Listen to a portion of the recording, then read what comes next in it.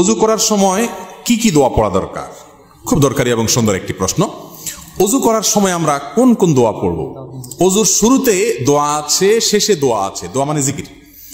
নবী করিম সাল্লাল্লাহু আলাইহি ওয়াসাল্লাম থেকে তিরমিজি বর্ণিত হাদিসে আমরা জানতে পারি, তিনি ইরশাদ করেছেন, লা ওযুআ লিমান লাম ইউসাম্মিল্লাহ। যে ব্যক্তি বিসমিল্লাহ বলল না, তার ওযু পূর্ণাঙ্গ হবে না। ওযু হবে কিন্তু ওযু কি হবে না? পূর্ণাঙ্গ হবে না, ওযুতে অপূর্ণতা থাকবে। এজন্য ওযুর শুরুতে বলতে হবে বিসমিল্লাহ। কি বলতে হবে?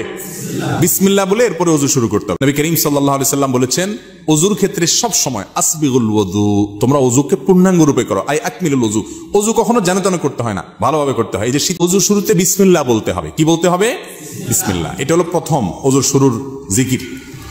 আর ওযুর মাঝখানে কিছু পড়তে হবে কিনা? আপনারা অনেক বই পুস্তক দেখেন, সেখানে হাত ধোয়ার একটা দোয়া আছে, কুলি করার একটা দোয়া আছে, মুখ ধোয়ার একটা দোয়া আছে, মাথা নাসা করার আরেকটা দোয়া আছে, পাও ধোয়ার একটা দোয়া আছে। আছে না নেই?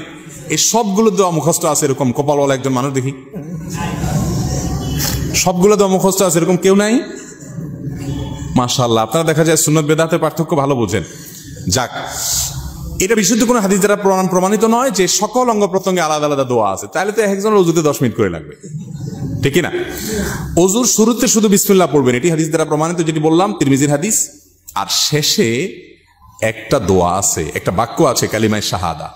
সহিহ মুসলিমের হাদিসে আসছে, নবী করিম সাল্লাল্লাহু আলাইহি ওয়াসাল্লাম বলেছেন, কেউ যদি ওযু সুন্দরভাবে করে, ভালো করে কুলি করে, ডলে ডলে ওযু করে, এরপরে শেষে যদি এই বাক্যটা পড়ে, তাহলে জান্নাতের 8টা দরজার সবগুলো একসাথে খুলে যায় এবং সে যে কোনোটা দিয়ে প্রবেশ করতে পারে।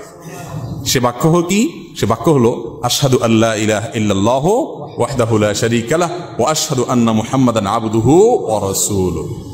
ওযুর শেষ এই কালিমা শাহাদা পাঠ করবেন। এটাকে আমি বলি, এটা হলো জান্নাতের 8 দরজার কমন রিমোট। এক রিমোটে 8টা দরজা খুলে যায়, এরকম একটা আমল। কিন্তু শুধু দোয়া পড়লে হবে না, ওযুটা সুন্দর করে করতে হবে, শীতের ভয় করা যাবে না, ডলে ডলে ধুইতে হবে, পানি অপচয় করা যাবে না, শুরুতে বিসমিল্লাহ বলতে হবে, মেসওয়াক করতে হবে। মেসওয়াক ছাড়া ওযু কখনো পূর্ণাঙ্গ হয় না।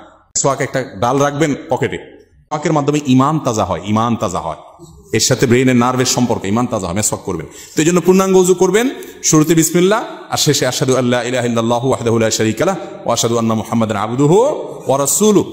এই দুটি দোয়া শুরু এবং শেষে আছে।